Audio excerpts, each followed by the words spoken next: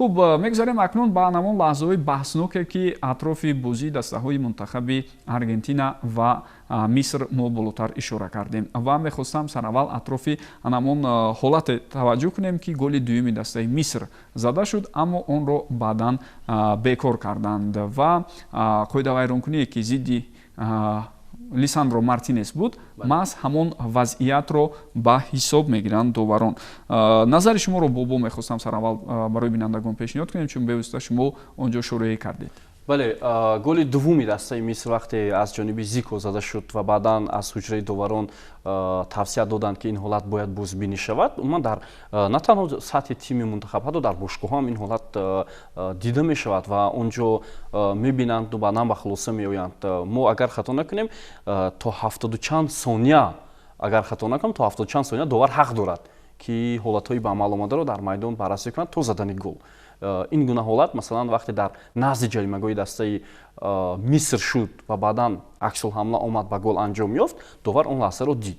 Пои бозингари дастаи Аргентина Лисандро Мартинесро зед кардааст ва ин хоҳем нахоҳем тибқи қоидаҳо қоидавайронкунӣ аст ва голро бекор кард.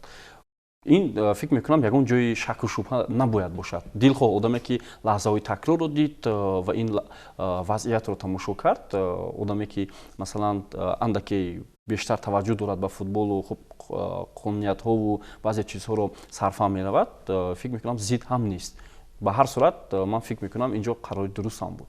ва ҷои таъкид аст ки дар ҳамин ҷоми ҷаҳонӣ ҳолатҳои монанд ба ин буд. Барои мисол якеаш ҳамон бозии даври гурӯҳӣ бо иштироки Португалия ва Ӯзбекистон буд ки Файзуллоев тӯбро гирифт, гол шуд баъдан ва дида баромаданд ки онҷо қоидавайронкунӣ буд ва голро бекор кард. Бале. Хуб, Имонбек фикр мекунам роҷеъ ба ин ҳолат баҳсҳо нестанд.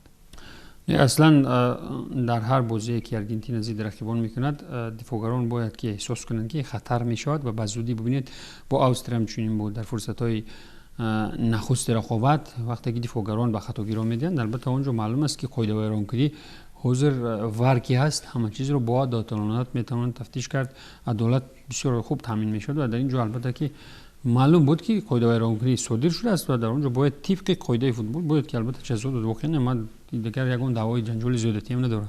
Бале, ва муҳимтар аст фикр мекунам дар ин ҳолат барои бинандагон чӣ чизро шарҳ додан ва ё тавзеҳ додан лозим аст, ин аст ки ин ҳамон ҳуҷуме буд ки рафта ба гол табдил ёфт. Яъне агар ин ҳуҷум қатъ мешуд, баъдан Аргентина ҳуҷум мекард, баъдан боз ҳуҷуми ҷавобӣ мешуд, дар ин сурат ин голро баъдан дигар голро бекор намекарданд. Зеро ҳамон вақти муайян шудаам мегузашт. Бале, ин ҳамон ҳуҷуме буд ки аз ин ҷо тӯбро гирифтанд, рафтанд ва ба дарвозаи ҳариф гол заданд. Баъдан дида баромаданд ки оғоз аз куҷо буд ва дар оғоз ҳамин гуна хато. Агар хато накунам, дар ҷоми ҷаҳонии 2019 вақте наврасони то 17 солаҳои мо бозӣ карда буданд, он ҷо ҳам як хато аз сӯи нимуҳофизатгари мо Шӯҳрат Элмуродов дар маркази майдон буд, ҳамин гуна голро баъдан бекор карданд.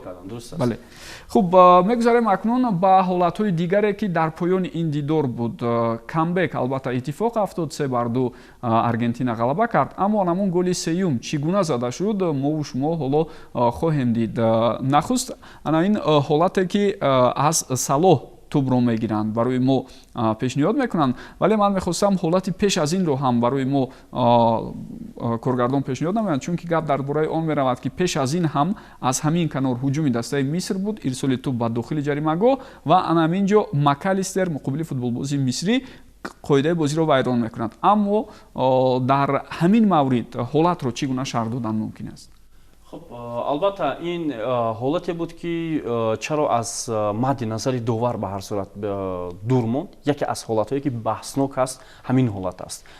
Барои мисол баъзе аз мутахассисон баъд аз поёни ин рақобат ин ду ҳолати қаблиро шарҳ доданд. Ҳолате ки бо Лисандро Мартинес, ҳолате ки бо Муҳаммад Салоҳ шарҳ доданд ва андешаҳои худро баён карданд, аммо дар ин ҳолат ҳеҷ фикру андешаҳоро ҳам нафаҳмидем. Вале довар ин лаҳзаро метавонист бозбӣ кунад. Акнун мо намедонем ки аз ҳуҷраи доварон чӣ ишора карданд ба ӯ ва шояд гуфта бошанд ки ҳама чиз хуб аст, шояд аз мадди назарашон дур монда бошад.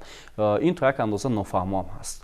Ва ҳамин ҷо бояд таъкид кунем барои бинандагон ки ҳамин ҳамла яъне идомае ки пайдо кард ҳуҷуми дастаи мунтахаби Миср бевосита пайванд буд ба лаҳзаи қаблӣ Франсуа Летексия иҷозат дод ки ҳуҷум идома ёбад. Аз нав футболбозони мисрӣ тӯбро гирифтанд тавассути канори рост, гузариши Салоҳ ва баъдан боз тӯбситоние ки аз Салоҳ буд.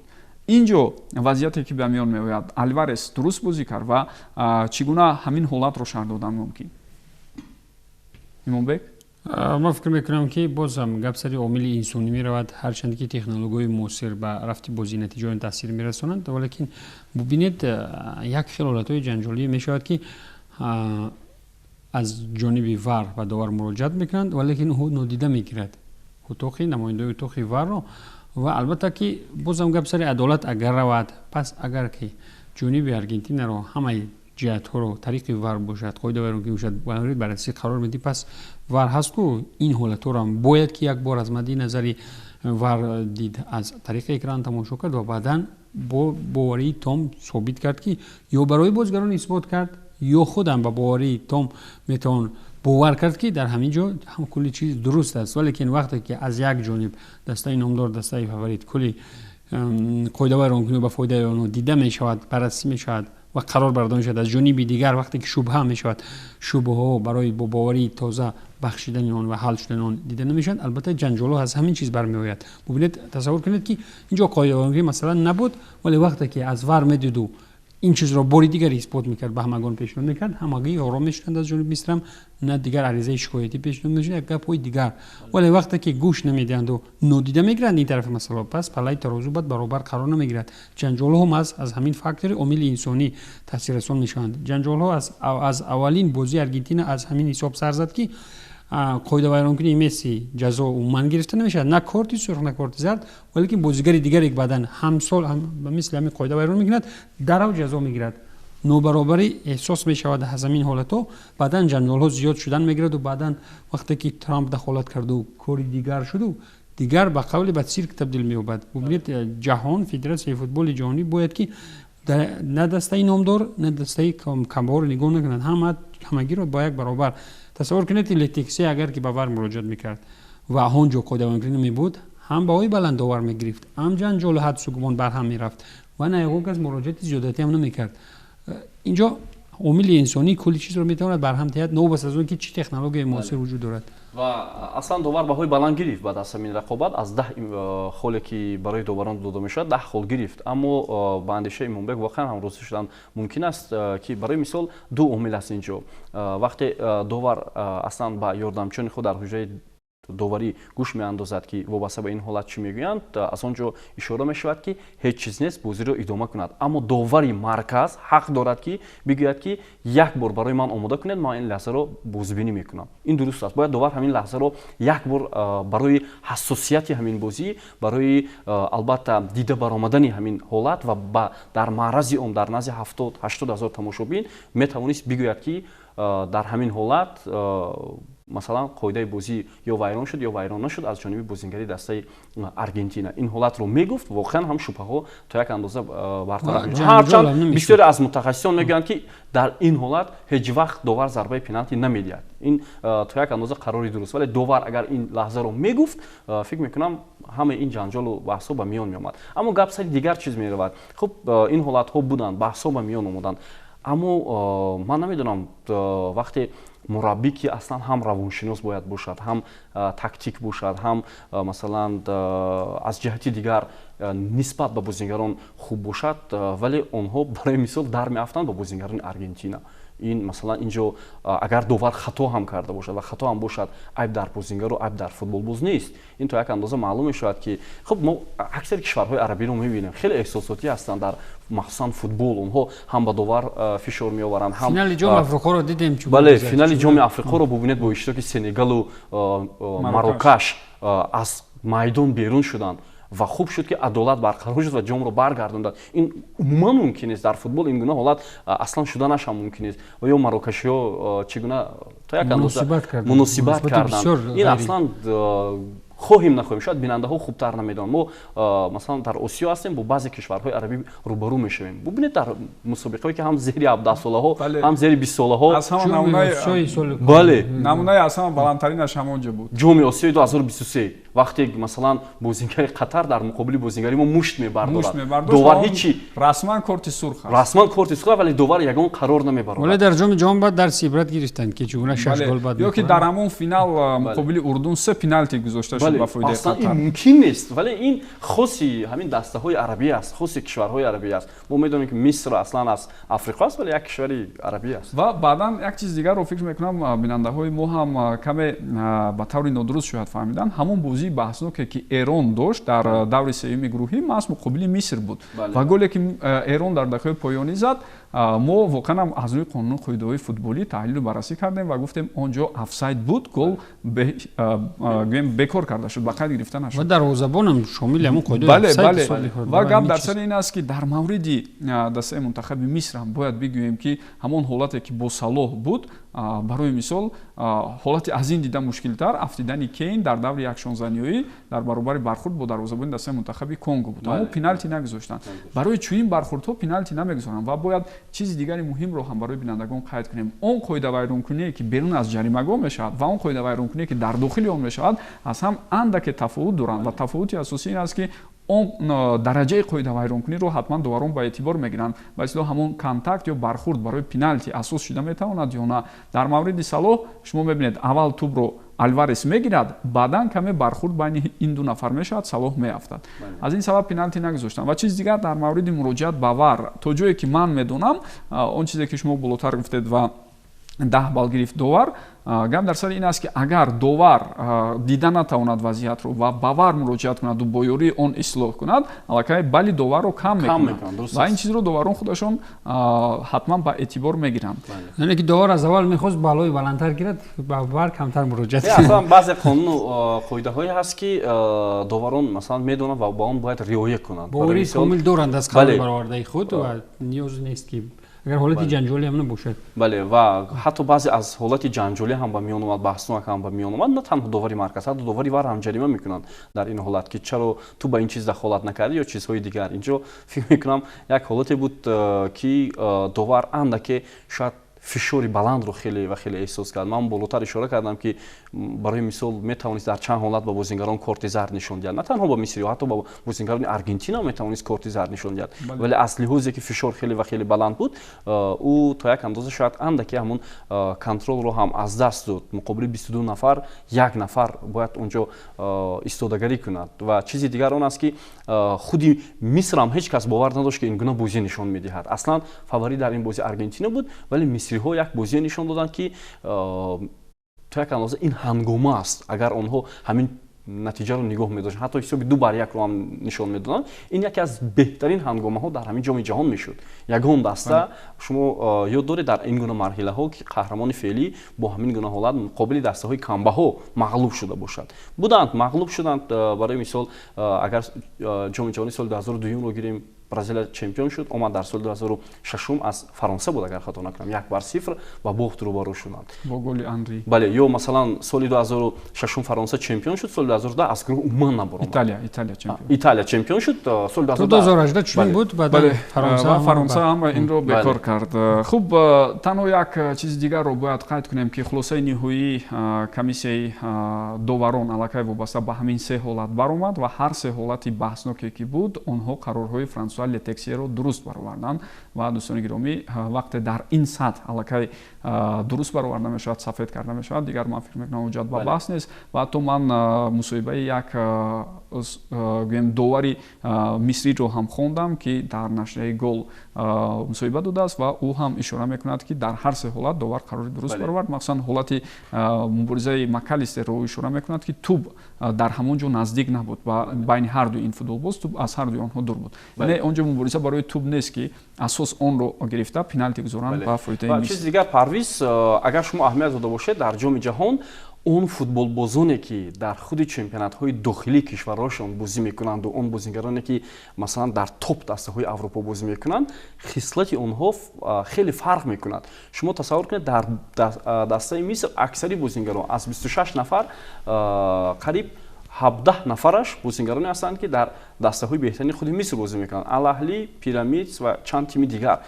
و احساسات آنها رو ببینید و احساسات محمد صلاح رو ببینید چقدر پروفسیونالیسم از جانب محمد صلاح و آمد بعد بازی با همه دستفشاری کرد با داوران دستفشاری کرد او کاپیتان حق داشت که بعد از بازی اون گونه‌ای که مربیان دعوا می‌کردن همون گونه حالت رو نشون داد ولی محمد صلاح که در یک دسته‌های بزرگ به وای رسیده است سطح کسبی خود رو نشون میداد اما شما توجه کنید به بازیگران دیگر چقدر دعوا میکنن چقدر یعنی مناسبت میکنن این فرقی خیلی و خیلی کلان است یعنی سطح کسبی تا یک اندازه فرق میکنه در همین مربی هم که از همون طایفه است مربی هم همین گونه است و همین عملکرد مربی هم شما خودتون میدونید که این بله غیر فوتبال است اگر خطا نکنم آخرین بار ماورینیو همین گونه کرده بود اون هم در نیم نهایی لیگ چمپیون‌ها وقتی بارسلونا و ریال مادرید سال 2011 بازی کرده بودن و بعداً برای چند بازی به اصطلاح یک خانه‌چه مخصوص کرده بودن که اونجا در پنجره می نشست ژوزه ماورینیو نمیدونم اکنون برای این عمل‌ها با حسام حسن چگونه جزا پیش بینی میکنن ولی در مجموع البته اعتراض‌های شدید داشتن فوتبالبازان مصری و از این چیز ناراضگی زیاد هم میکردن دوستان گرامی این موضوع رو خیلی مفصل حرف زدیم چون که واقعا هم برای گفتن حرفای زیاد بود و حالا مختصرا اطراف نخستین بازی که در دور چهار یک نهایی ما و شما رو انتظار است گفتم میگذاریم میتوانید با جفتایی که در دور چهار یک نهایی با هم روبرو میشوند شناس شوید البته در مجموع باید قید کنیم باز هم برتری دسته های اروپایی است از 8 دسته که در اینجا اشتراک میکنند 6 تاش نماینده قطعه کهن هستند یک دسته از آفریقا و یک دسته از آمریکای جنوبی و خواهیم دید که نمایندگان کدام قطعه تا فینال میروند به هر حال از یک مسیر شاید یک دسته اروپایی حداقل تا فینال رفته رسد بیا در مورد فرانسه و مراکش اکنون بیشتر گفته گذاریم گپ در سر این است که این دو تیم با هم اهمیت‌های زیاد دارند هست فوتبالبازانی که در تیم ملی مراکش حالا بازی میکنن اما میتونستن بازیگری دسته منتخب فرانسه باشن مثلا فوتبالبازی جوانی 18 ساله ایوب بوادی که یکی از کشفیات‌های اساسی این مسابقه شد و مراکش در مجموع با همون بازی که ضد نیدرلند نشون داد ضد برزیلیا نشون داد من فکر میکنم همگان رو مطمئن کرد که اونها مقابل فرانسه هم ایستادگی کرده میتوانند بله البته عموما همون گیم که زیچ بودن بعضی عامل‌ها در حیط مراکش و فرانسه میتواند اینجا تاثیر خوب گذارد چون که اکثر بازیگران مراکش ماست در مکتب‌های فوتبال فرانسه به وای رسیدند و اینجا بعد از اون که بله فرانسه و اسپانیا بعد از اون که مثلا مراکش مرحله اساسی رو پشت سر کرد مقابل فرانسه رو برو شد و پاراگوئه فرانسه رو ببینید چگونه با اصطلاح غم داد در بازی قبلی میتوان گفت که مراکش میتواند بازی آزاد نشون دهد اگر شما متوجه شده باشید با بازی گذشته دسته مراکش اونها با اصطلاح با یک قوه الهه‌ای بازی میکردند برای مثال در قسم اول با کانادا بله با کانادا بیشتر به حریف امکان دادن اینقدر وضعیت‌های خفناک کانادا به میان آورد ولی گل نشد اما در قسم دوم مراکش عموما بازی دیگر نشون داد اونها برای پیروزی تلاش کردند و موفق شدند برای همین با فرانسه نو بس از اون که قدرت فرانسه رو ما میدونیم خیلی دشوار خواهد بود چون که مراکش دارد چیزی که مقابل فرانسه نشون داده میتواند گذشته از این اینک دو جام جهان میشود که مراکش حالا خود را همچون یک دسته استوار نشون داده است و ترکیب این دسته عبارت از بازیگرانی خیلی خوب است بعضی مثلا اسیب‌ها تلفات کادری هست بعضی از لیدرهای اساسی این دسته جراحت هم گرفتن ولی فکر میکنم برای فرانسه خیلی مشکل خواهد شد بله واقعا مراکش در 8 سال اخیر فوتبال رو نشون میداد که جهان رو تسخیر کرد آن چی دستپرورانی داشتند از زادگان عربی از کشورهای اروپایی آوردند ببینید برایم دیاس رو آوردن شامل دسته کردند بازی خوب نشان میدادند در جام جهان پیشین در قطر ولیکن برای من راستیگه پسند نیست آن رفتاری که در فینال جام افریقا نشان دادند چگونه دروازه‌بان را به قول از جان بیزار کردند در تست سچاق‌هایش را می‌دزدند باز گرفتند در اتاق‌های کاری قهرمانی را برایشان نصیب دانستند این خیلی برای فوتبالباز کسبی بله برای فوتبالباز کسبی که در میدان باید قهرمانی را نشان داد گرفت این خیلی نمی‌زیبد برای همین بعضی از فوتبالبازان کسبی که مراکش در اروپا بازی میکنن گفتن که برای ما چون قهرمانی در کار نیست قهرمانیه که قرارش در اتاق‌های کاری برآورده میشود تصور کنید فوتبال خوب نشون میدن واقعا هم تحمل پذیری خاصه در میدان چهره‌های انفرادی هستند ولی که یک رفتارهای غیر فوتبالی نشون میدن که بعضی مخلصان دلشون دور میرود از همین مخلصی به دسته مراکش و اگر که مردانوار بازی کرد در میدان قدرت خود را نشان داد مردانوار برابر به یگان دعوا و جنجال پیروز شد این رو میگن یک پیروزی حقیقی، یک شهادت فوتبالی. ببینید پاراگوای البته برابر بازی کرده نتونست با فرانسه، لیکن یک دغل‌کوری کرد، یک آنتی فوتبال نشون داد که با هان هم موفق نشد، با هان هم از ادامه رقابت محروم شد. من گمان میکنم که مراکش از همون قاعده‌ای که پاراگوای در فوتبال ضد فرانسه پیشنهاد کرد از همون چیزا استفاده خواهد برد، زیرا که بازی گشاد با فرانسه که یگان دسته کردن نمیتواند. اگر که بازی گشاد شوندی انیق 5-6 گل میخوری، نمیدونم کدام چند گل جواب میزنی. اینجا بازی دفاع کننده میشد، بازی یک استفاده از بیشتر از عکس الجمها و رفتارهای ایگو انگیز میتواند تا جایی برایشون کمک کنند، زیرا که تجربه چنین را در فینال دارند. اونها میتوانند بعداً طریق کمیسیون ارخیلا هم برای خود را حق برآورند. از این رو مراکش البته قدرت بزرگ دارد، مربی که عین حال مراکش دارد قهرمان جهان شده است. ببینید در بین بازیگران تا 20 ساله این مربی خوب است. من از ولید رگراوی که دفعه گذشته راهبری میکرد با مراکش، اسلوب بازی مربی نو محمد اوهابی خیلی فرق میکنه، بیشتر هجومکار است. دسته منتخبی مراکش عین زمان نظر به اونه که در دوره قبلی بود. به هر حال اون سخنی که بالاتر هم بابا همین گفتن، من امروزی هستم برای فرانسه آسان نخواهد بود، هرچند اونها به اصطلاح فاوریت یا دسته پربهای این دیدار اعتراف میشوند. دوستان گرامی، همه شما رو البته با تماشای این بازی بسیار جذاب و مهم دعوت میکنیم. نخستین بازی دوره 4 یکنیایی البته امشب رسو رو باید پاریز معذرت میخوام کرد که 5 داوری بازی فرانسه و مراکش از ارجنتینا یک جنجال ایلاوگی که بار میآورد و فیفا تعیین میکند. باید که فکر من قطعی به فکر من باید که یکی از حریفان اساسی احتمالی منتخب فرانسه نماینده همان دسته نباید که داوری کنند در بازی که شاید مقابل فرانسه اونها داوری میکنند. این چیز نگاه مخلصانی زیادی دستای کسی در ارجنتینا مخلص میکنند و این چیز هم یک موضوع قابل بررسی است. واقعا 5 داور یک کشوری که باید در فینال با آن بازی کند، به طور احتمالاً این واریانت است که فیفا این چیز رو تامین میکند و البته این قرار است که پرزیدنت فیفا هم چون آشکارا با منتخب ارجنتین مخلصی میکرد و علاقه دلیلا همگان درباره این گفتن. این چیزا من نمیگویم که میتونه به بازی سخت تاثیر رسانند، هم شفافیت رو گم میکنند، هم یک عامل پسیکولوژی است که میتونه جنجال ها رو بعداً بر جای بگذارد. تصور کنید در صورت گذشتن مراکش از فرانسه و شبهه ها ضد قرارهای داور، بعداً ما جنجال ها رو خواهیم خواند و بعداً دعواهای زیادتی هم میشوند. رفت مراکش خودش چمپیون جهان شود چی؟ در این صورت باز به یاد خواهند آورد که بله فرانسه رو با یاری داوری تشکر میگم. اما دیدیه دشم دیروز در همین باره صحبت کرد، با او همین سوال رو دادن. او گفت که من در این چیز یگان مشکلی رو نمیبینم، چون که در بازی ارجنتین و مصر 3 داوری فرانسوی کار کردن، 2 نفر دیگر در حجره ور بودن. اینجا 5 داوری ارجنتینی همشون به واسطه در میدان هستن و خواهیم دید البته تا کجا اونها درست و با در نظر داشتن نشان دهنده هایی که هست و معیار و نظامنامه‌ای که هست حکمی میکنند.